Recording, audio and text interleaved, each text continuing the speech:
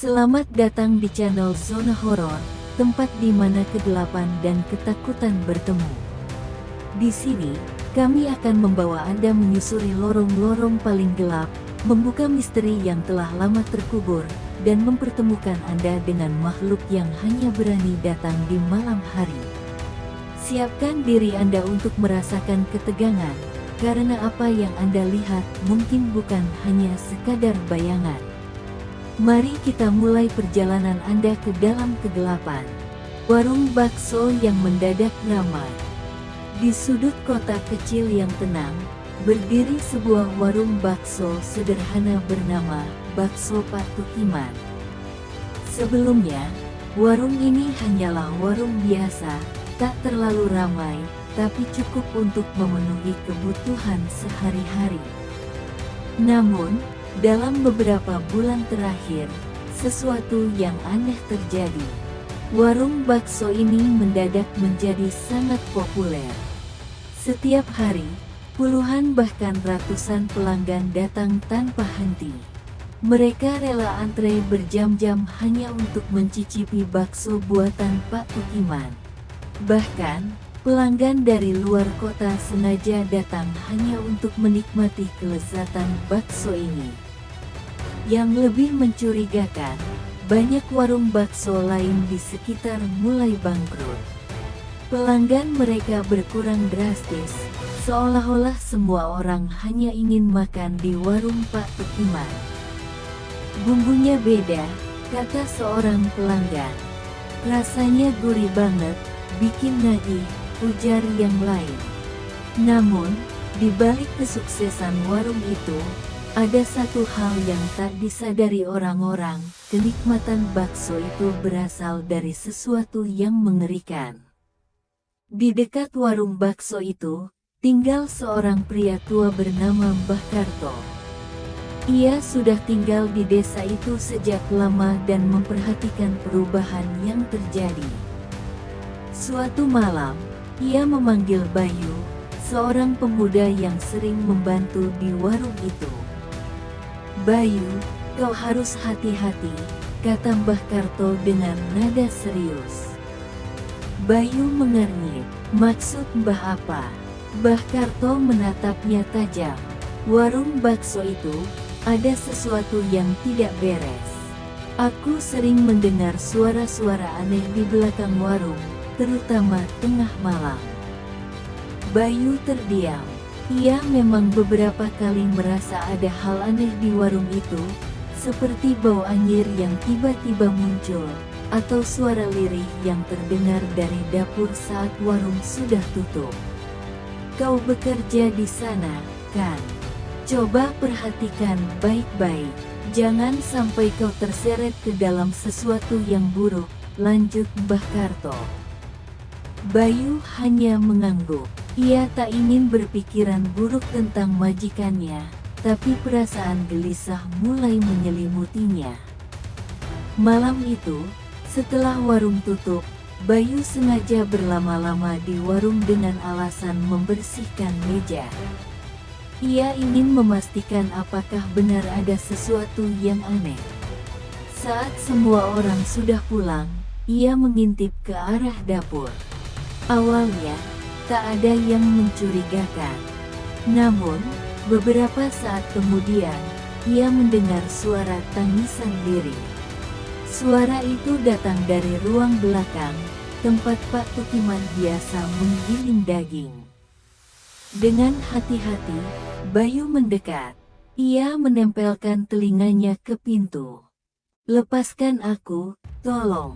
Bayu langsung mundur dengan napas memburu.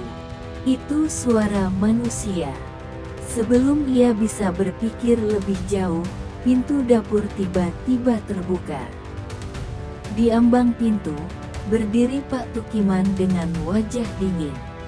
"Kau ngapain di sini, Bayu?" Bayu tergagap. Saya cuma mau bersih-bersih, Pak." Pak Tukiman menatapnya lama, lalu tersenyum tipis. "Jangan terlalu banyak ingin tahu, Nak. Itu bisa berbahaya untukmu." Bayu merinding. Ada sesuatu yang mengerikan di balik senyum itu. Keesokan harinya, Bayu tak bisa berhenti memikirkan apa yang terjadi semalam. Ia akhirnya memutuskan untuk mengintai gudang belakang, tempat suara tangisan itu berasal. Saat tengah malam tiba, ia menyelinap ke belakang warung. Dengan hati-hati, ia membuka pintu gudang yang tidak terkunci. Begitu masuk, Bayu langsung menutup mulutnya agar tidak berteriak. Di dalam gudang, tergantung beberapa potongan tubuh manusia yang sudah dikuliti. Bau anyir darah menyengat hidungnya. Dan di pojok ruangan, seorang pria kurus dengan wajah pucat terikat dengan rantai, matanya penuh ketakutan. Tolong aku," bisik pria itu dengan suara lemah. Bayu merasa tubuhnya gemetar hebat. Namun, sebelum ia bisa bertindak, terdengar suara langkah kaki di belakangnya. Pak Tukiman berdiri di sana, kali ini dengan wajah tanpa ekspresi. "Sudah kubilang, jangan terlalu ingin tahu." Bayu berusaha kabur, tapi sebelum ia bisa melangkah, sesuatu menghantam kepalanya. Gelap. Ketika Bayu sadar, ia sudah berada di tengah ruangan dengan tangan dan kakinya terikat. Di hadapannya, Pak Tukiman duduk bersila, di depannya ada sesajen dan kemenyan yang mengepul. "Dulu, aku hanya tukang bakso biasa," kata Pak Tukiman perlahan. "Usahaku hampir bangkrut, tapi kemudian, aku mendapat tawaran." Bayu menahan napas. "Seorang dukun datang kepadaku dan menawarkan kekayaan. Syaratnya, setiap bulan aku harus memberikan tumbal manusia. Sebagai gantinya, warungku tidak akan pernah sepi." Pak Tukiman tersenyum dingin. "Dan kau, Bayu, akan menjadi tumbal berikutnya." Bayu meronta, berusaha melepaskan diri. Tapi tali yang mengikatnya terlalu kuat. Pak Tukiman mengambil sebilah pisau tajam. "Tenang saja. Setelah ini, kau akan menjadi bagian dari bakso terenak di kota ini." Bayu menjerit, tapi tak ada yang bisa mendengar. Karma datang menjemput. Keesokan harinya, warung bakso Pak Tukiman tetap ramai seperti biasa. Tak ada yang menyadari bahwa Bayu sudah menghilang. Namun, malam itu, sesuatu yang ganjil terjadi. Saat Pak Tukiman sedang menyiapkan daging di dapur, tiba-tiba ia mendengar suara yang familiar. "Lepaskan aku, tolong." Pak Tukiman terdiam. Itu suara Bayu. Tiba-tiba, udara di ruangan menjadi dingin. Dari balik kegelapan, muncul sosok Bayu dengan mata kosong dan tubuh yang berlumuran darah. "Pak, kenapa Pak?" Pak Tukiman mundur dengan napas memburu. Ia mencoba kabur, tapi tubuhnya seakan terkunci di tempat.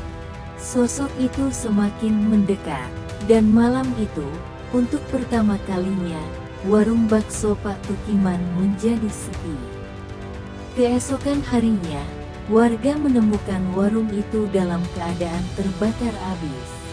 Di tengah abu yang masih mengepul, ditemukan tulang belulang manusia yang tak terhitung jumlahnya. Namun, jasad Pak Tukiman tidak pernah ditemukan. Beberapa orang percaya bahwa arwah para korban telah mengambilnya sebagai balasan atas semua yang telah ia lakukan.